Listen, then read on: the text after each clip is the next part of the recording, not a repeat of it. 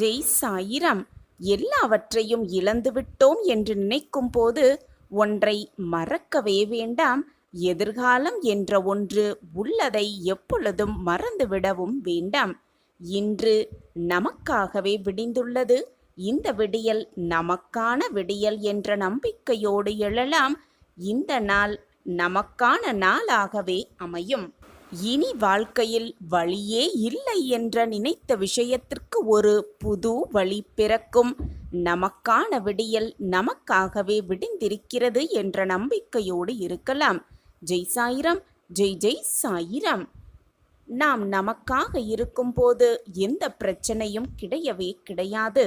ஆனால் தன்னிலை மாறும்போது அதனால் ஏற்படும் விளைவுகள் அதிகமே. அது நன்மையோ தீமையோ இவ்விரண்டும் அதில் அடங்கத்தான் செய்யும். முடிவு நம் கையில்தான் இருக்கிறது. இதற்காகவும் மற்றவரின் மனதை புண்படுத்த மட்டும் எண்ணி விடாதே. ஏனென்றால் இன்று இருப்பவர் நாளை இருப்பார்களா இறப்பார்களா என்பதை நாம் அறியவே முடியாது. எவராலும் அறியவே முடியாது. ஆதலால் இருக்கும் வரை இவ்வையகத்தை இன்பத்தால் நிரப்பிக்கொண்டே இருப்போம். மற்றவர்களின் மனதை இன்பத்தால் நிரப்பிக்கொண்டே இருப்போம். ஒருவரை சிரிக்க வைப்பதற்கும் மகிழ்விப்பதற்கும் நிறையவே வித்தியாசம் இருக்கத்தான் செய்கிறது. சிரிக்க வைப்பது எளிதுதான். ஆனால் சந்தோஷப்படுத்துவதுதான் மிக மிக கடினம்.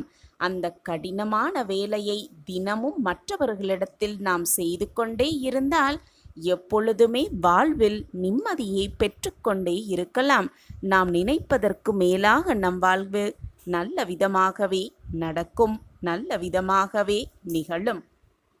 ஒவ்வொரு நாளின் தொடக்கத்திலும் ஒரு எதிர்பார்ப்போடுதான் அனைவரும் தொடங்குகிறோம். ஆனால் ஒவ்வொரு நாளின் முடிவிலும் ஒரு அனுபவமாகத்தான் அனைவருக்கும் இருக்கிறது. இதுதான் வாழ்க்கை. வாழ்க்கை என்பது ஒருபோதும் நீ எதிர்பார்ப்பது போல அமையாது. ஆனால் எதிர்பார்ப்பது போல வாழ்க்கையை அமைத்து கொள்வது உன் கையில்தான் இருக்கிறது. ஏற்றுக்கொள்ளும் மனப்பான்மை வந்தால் அடுத்து என்ன நடக்கும் என்ற கவலையே இருக்க வேண்டிய அவசியமே இல்லை. எது வந்தாலும் அப்படியே ஏற்றுக்கொண்டு வாழ பழகிக்கொள். எது வந்தாலும் அப்படியே ஏற்றுக்கொண்டு சகித்து கொண்டு வாழ பழகிக்கொள். நீ ஏமாற்றமடைய வேண்டாம், கவலையும் பட வேண்டாம், நிம்மதியையும் இழக்கவே வேண்டாம். வாழ்ந்து உயர்ந்து விட்டால் பொறாமையில் பேசுவார்கள், தாழ்ந்து வீழ்ந்து விட்டால் கேவலமாகவும் பேசுவார்கள். அவ்வளவுதான் மனிதர்களின் உலகமே. எனவே மற்றவர்கள் கூறுவதை எப்பொழுதும் மனதில் போட்டு எடுத்துக்கொள்ளாமல் உனக்கு எது சரி என்று படுகிறதோ, உன் மனதிற்கு எது சரி என்று படுகிறதோ அதை மட்டும் நினைவில் வைத்துக்கொண்டு நீ போகும் பாதையில் தீர்க்கமாக சென்று கொண்டே இரு. நீ நினைப்பதற்கு மேலாக உன் வாழ்க்கையில் எல்லாம் உனக்கு சுகமாகவே நடக்கும். தேவையில்லாதவர்களிடமும் தகுதியே இல்லாதவர்களிடமும் யார் என்பதை நீ யார் என்பதை நிரூபிக்காமல் இருப்பதே சிறந்த புத்திசாலித்தனமாகவே இருக்கும். என் அன்பு பிள்ளையே, வாழ்வில் பாவத்தை சேர்க்கும் சிலர் பணக்காரராக மாறுகிறார்கள் என்பதுதான் உண்மை. பாசத்தை சேர்த்த சிலர் பைத்தியக்காரராக மாறுகிறார்கள் என்பது மிக மிக உண்மை. தன் தவறு என்னவென்று தெரிந்தும் அதை திருத்திக் கொள்ளாத மனிதனுக்கு தெய்வம் ஒருபோதும் உதவி செய்யவே செய்யாது. வாழ்ந்தாலும் வீழ்ந்தாலும் நிமிர்ந்து நின்று பழகிக்கொள். குனிந்து கொடுக்க தொடங்கிவிட்டால், குனிய கற்றுக்கொண்டால் நிமிர விடாது இந்த உலகமே. உன்னை எப்பொழுதும் தைரியமாக இருக்கும்படி வைத்துக்கொள். மற்றவர்கள் பேசுகிறார்களே என்று அவர்கள் வார்த்தைகளுக்காக நீ சிந்திக்க ஆரம்பித்து அவர்கள் வார்த்தையை கேட்க ஆரம்பித்தால் பின் உன் வார்த்தைக்கு உன் மனம் சொல்லும் வார்த்தைக்கு அர்த்தமே இல்லாமல் போய்விடும். உன் மனம் என்ன சொல்லுகிறதோ அதன்படி செய்ய பழகு. உன் மனதிற்கு எது சரி என்று படுகிறதோ அதன்படி உன் வாழ்க்கையை நகர்த்து. மற்றவர்களுக்காக வளைந்து கொடுக்க நீ ஆரம்பித்தால் நிமிரவே முடியாது இந்த உலகத்தில். உலகம் அப்படி உன்னை குனிய வைத்துவிடும் எப்பொழுதும் நிரந்தரமாக. ஓம் சாயிராம், ஓம் சாயிராம் என்று சொல்லிவிட்டு இதை முழுவதுமாக மகிழ்ச்சியோடு கேள். சாயியின் திட்டம் உனக்கு இதன் முடிவில் தெரிய வரும். நீ என்னுடைய பொக்கிஷம். அப்படி இருக்கும் பொழுது உன் மனதில் இருக்கும் வேண்டுதல்களை மட்டும் நான் எப்படி நிறைவேற்றாமல் விட்டுவிடுவேன் என்று நினைக்கிறாய்? உன்னுடைய மனதில் இருக்கும் குறைகளாலும் உன் எண்ண அலைகளாலும் எப்பொழுதுமே எதையாவது சிந்தித்து கொண்டே இருக்கிறாய். அந்த சிந்தனைகளால் நீ என்னை உணரவே முடியாமல் தவித்து கொண்டிருக்கிறாய். என்னுடைய ஆறுதல் வார்த்தைகளை கேட்டு, தெய்வ வாக்கை கேட்டு உன்னுடைய பிரச்சனைகளிலிருந்து நீ வெளியே வருவாய் என்று நித்தம் நித்தம் நானும் உனக்கு வாக்குகளை கொடுத்து கொண்டுதான் இருக்கிறேன். நீயும் கேட்டுக்கொண்டுதான் இருக்கிறாய். ஆனால் உன் மனம் ஏனோ அதை உணர மறுக்கிறது. ஆனால் நீயோ என்ன செய்வது, அடுத்து என்ன செய்தால் நம் வாழ்க்கையில் இந்த வெற்றியை பற்றுவது, நம் பிரச்சனையிலிருந்து வெளியே வருவது என்பது போல சிந்தனையிலேயே மூழ்கியிருப்பதால் உன்னால் எதையுமே யோசிக்க முடியாமல் தடுமாறிக்கொண்டே இருக்கிறாய். உன்னுடைய அனைத்து பிரச்சனைகளுக்கான தீர்வை உன் ஆழ் மனதிலிருந்து நான் உரைத்து கொண்டே இருக்கிறேன். அதை ஏன் உணர முடியாமல் நீ இப்படி வேதனையில் தவித்து கொண்டிருக்கிறாய்? சாயப்பா மேல் அசைக்கவே முடியாத நம்பிக்கை வைப்பவர்களை நான் ஒருபோதும் தோற்று போகும்படி விட்டுவிட மாட்டேன். எப்பொழுதுமே என் குடும்பம், என் வாழ்க்கை, என் உறவுகள் என்று இருக்கும் நீ, உனக்குள்ளேயே உனக்காக இருக்கும் உன் அப்பாவை மட்டும் ஏன் ஏற்றுக்கொள்ள உன் மனம் மறுக்கிறது? உன் தேவைகளை அனைத்தையும் புரிந்து கொண்டு உனக்காக அனைத்தையும் பார்த்து பார்த்து செய்து கொண்டிருக்கும் இந்த சாய் அப்பாவின் உள்ளத்தையும் அன்பையும் எப்பொழுதுதான் புரிந்து கொள்ளப் போகிறாய் என் பிள்ளையே? கேட்டவுடன் அனைத்தையும் என்னால் கொடுத்து விட முடியும்.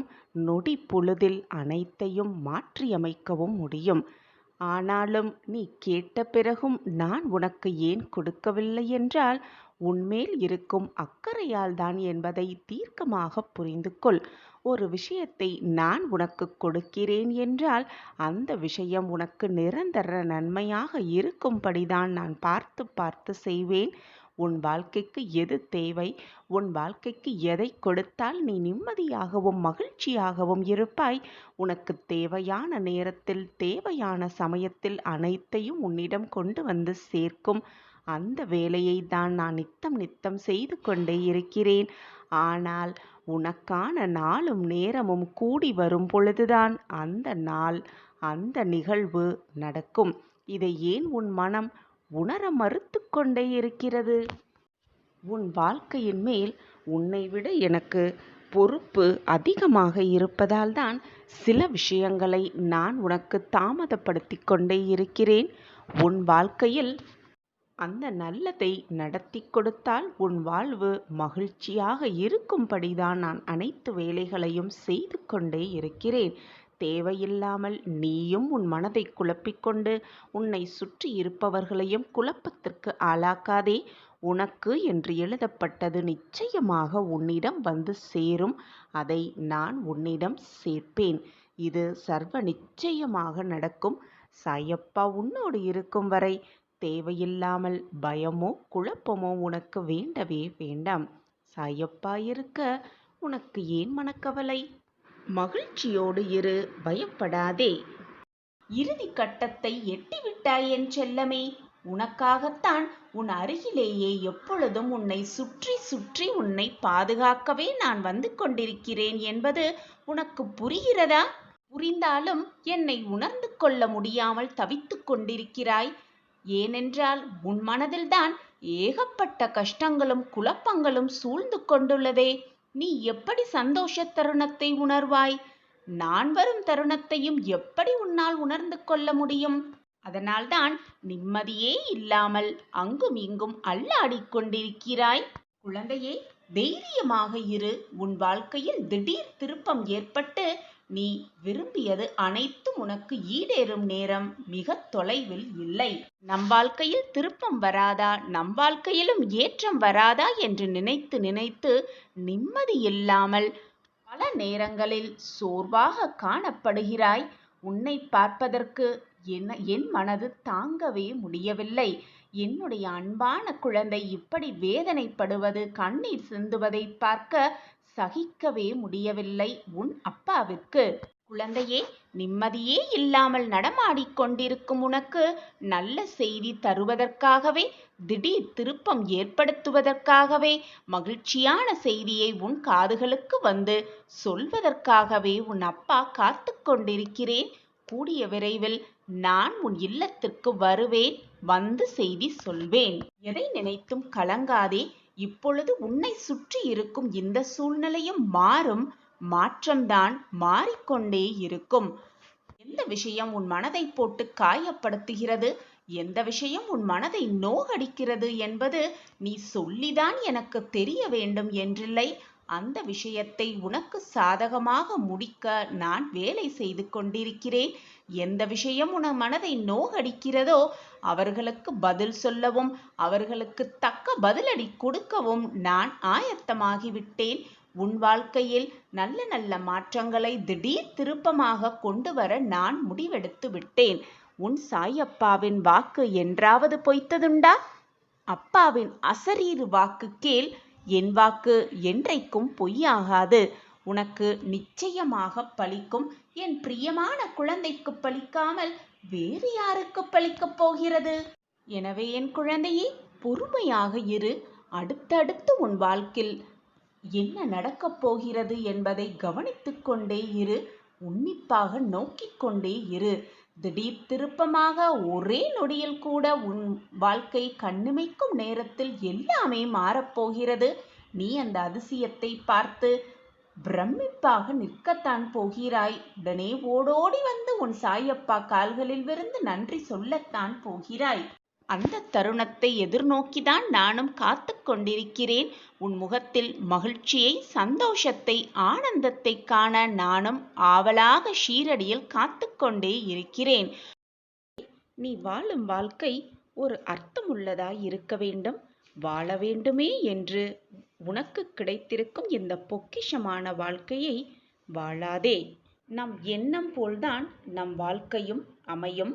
மனதிற்குள் தீயதை நினைத்து கொண்டு மற்றவர்களுக்கு முன்னிலையில் நன்மை செய்வதைப் போல் நடித்து கொண்டு பாவனை செய்து கொண்டிருந்தால், அப்படி பாவனை செய்து செய்து மற்றவர்களிடம் நல்ல பெயர் வாங்கி கொண்டால் நம்மளுடைய வாழ்க்கை ஸ்வர்க்கமாகி விடாது. மனதும் நல்லதை நினைக்க வேண்டும், செயல்களும் நல்லதாகவே இருக்க வேண்டும். அப்பொழுதுதான் உன் வாழ்வு சிறக்கும். குழந்தையே, எதை நினைத்தும் கவலைப்படாதே, வருத்தப்படாதே. உன் எண்ணங்களை தூய்மையாக வைத்துக்கொள். உன் சிந்தனைகளை நல்ல விதமாக வைத்துக்கொள். மற்றவர்களுக்கு நம்மால் முடிந்தளவு ஏதாவது ஒரு ரூபத்தில் உதவ வேண்டும் என்று தீர்க்கமான மனதோடு இருந்துக்கொள்.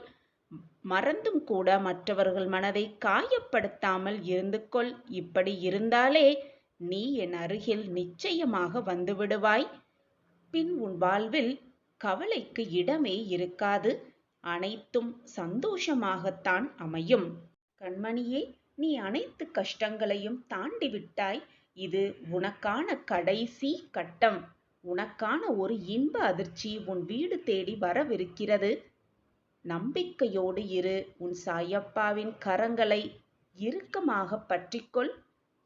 சாயப்பாவின் பாதத்தினில் சரணடைந்து விடு. உனக்கு வரவேண்டியதை நிச்சயமாக உன் கைகளில் கொண்டு வந்து சேர்க்கும் பொறுப்பை நான் ஏற்றுக்கொண்டிருக்கும் பொழுது எதை நினைத்தும் கவலைப்படாதே, வருத்தப்படாதே.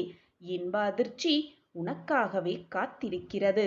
எப்பொழுதும் பொறுமையாக இரு. அதற்கு பரிசு நீ அனுபவித்த சோதனைகளை விட பல மடங்கு சிறப்பான ஒன்றை நான் உனக்கு கொடுத்தே தீருவேன். மனதிற்குள் நன்மை நினைத்தால், நல்லது நினைத்தால் நன்மையே நடக்கும். அதே போல மனதிற்குள் தீமை நினைத்தால் அதுதான் நடக்கும். நல்லதை மட்டுமே நினை என் கண்மணி. உனக்கு எல்லாமே நல்லதாகவே நடக்கும்.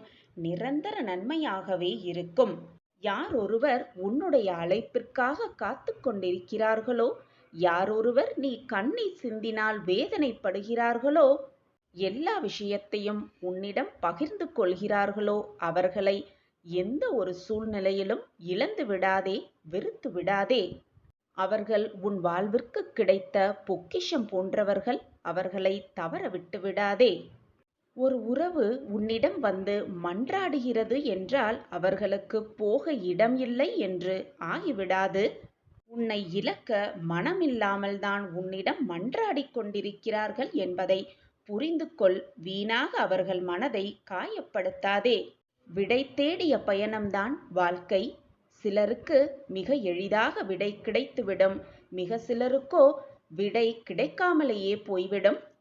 மேலும் பலருக்கு வினாவே புரியாமல் போய்விடும்.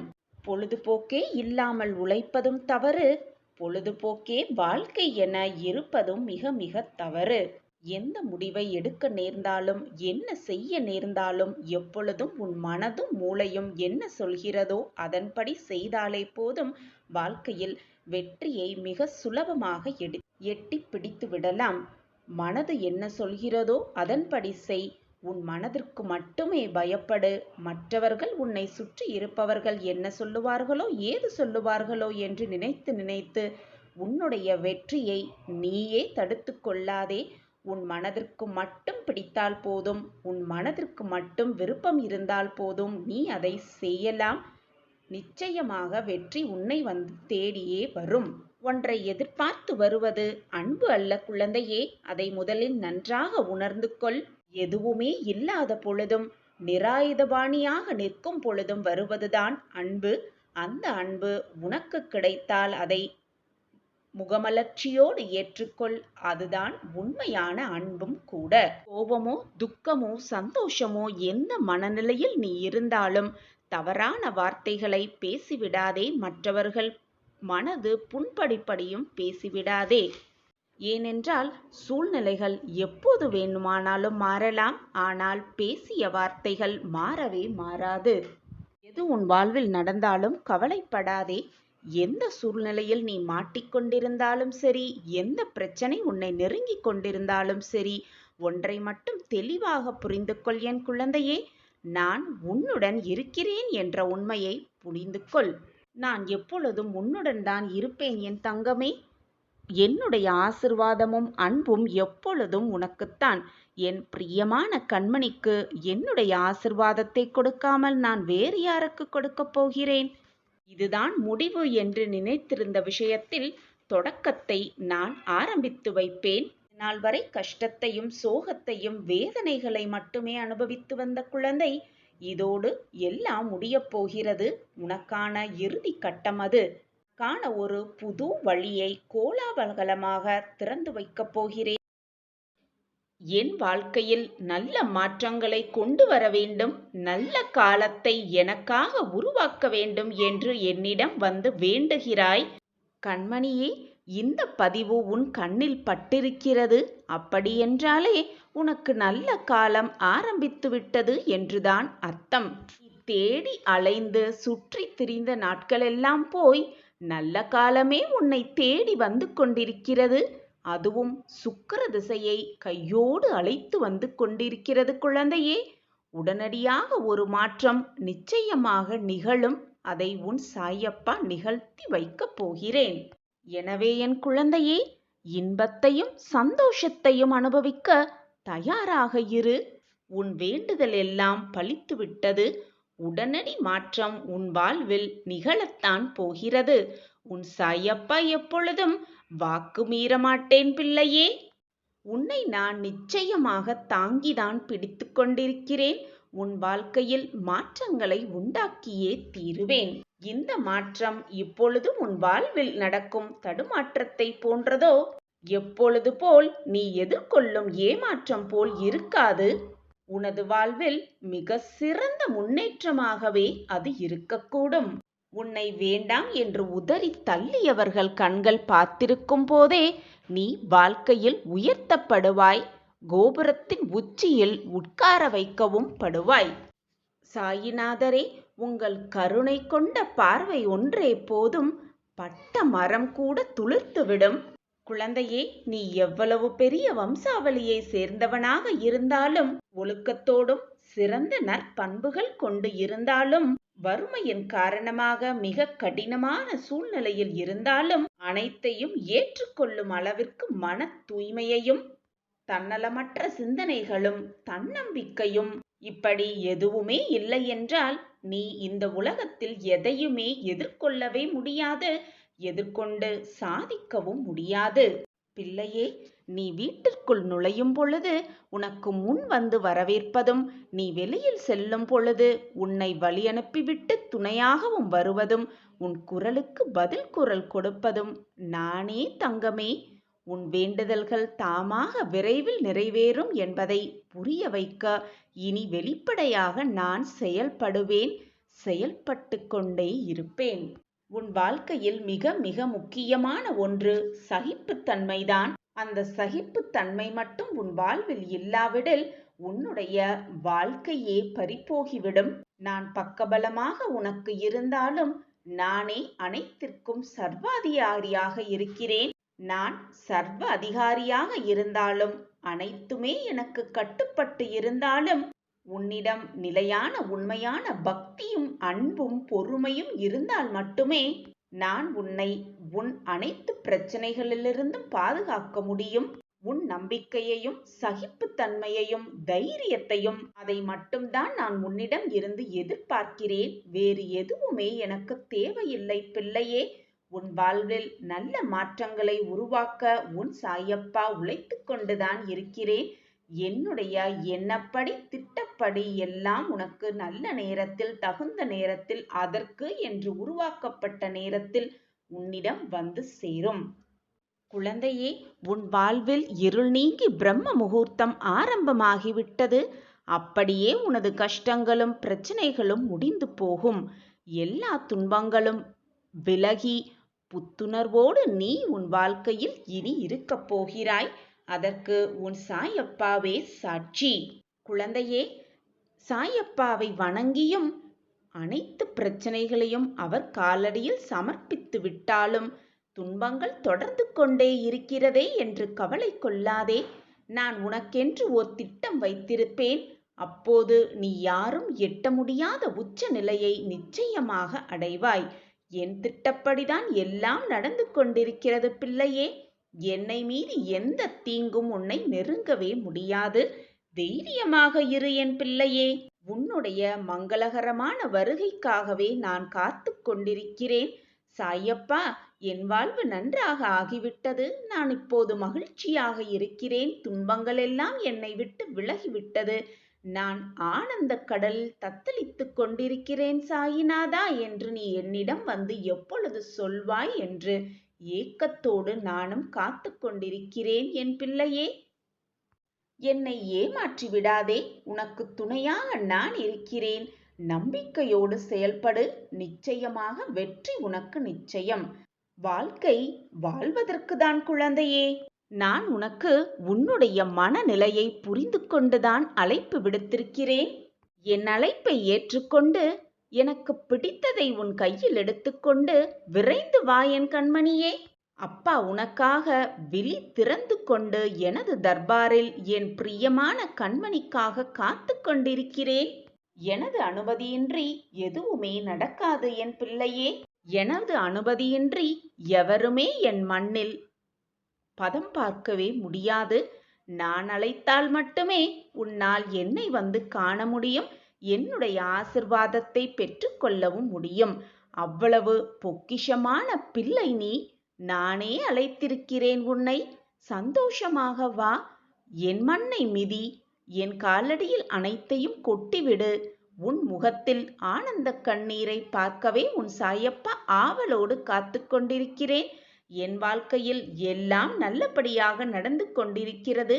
நான் மிக சந்தோஷமாகவும் ஆனந்தமாகவும் இருக்கிறேன் சாயிநாதரே என்று உன் நாவிலிருந்து வரும் வார்த்தைகளை எதிர்நோக்கி காத்து கொண்டிருக்கிறேன். இது நடக்கும், நிச்சயமாக நடக்கும். உன் வாழ்வில் உடனடியாக ஒரு மாற்றம் வந்தே ஆகும். அதற்கு உன் சாயப்பாவே சாட்சி. பிள்ளையின் கோரிக்கையை நிறைவேற்றிக் கொடுப்பவன் தானே தகப்பன். நான் உன் தகப்பன் தானே. உன்னுடைய கோரிக்கை, உன்னுடைய மனவேதனை, உன்னுடைய வேண்டுதல் அனைத்தையும் தீர்த்து வைப்பேன். உன் மன வலிக்காக மருந்தாகவும் நானே செயல்படுவேன் என் பிள்ளையே. கலங்காமல் இரு. உடனடியாக ஒரு மாற்றம் நிச்சயமாக உன் வாழ்வில் நிகழும். அந்த மாற்றத்தை என் பிள்ளைக்காக நானே ஏற்படுத்தப் போகிறேன். இதுவரை நல்ல நேரத்திற்காக காத்திருந்தாய் அல்லவா? இப்பொழுது அந்த நல்ல நேரமே உனக்காக காத்து கொண்டிருக்கிறது. சுக்கிர திசையை சுமந்து கொண்டு கூடிய விரைவில் உன் வாழ்வில் சுக்கிர திசை ஆரம்பமாகப் போகிறது.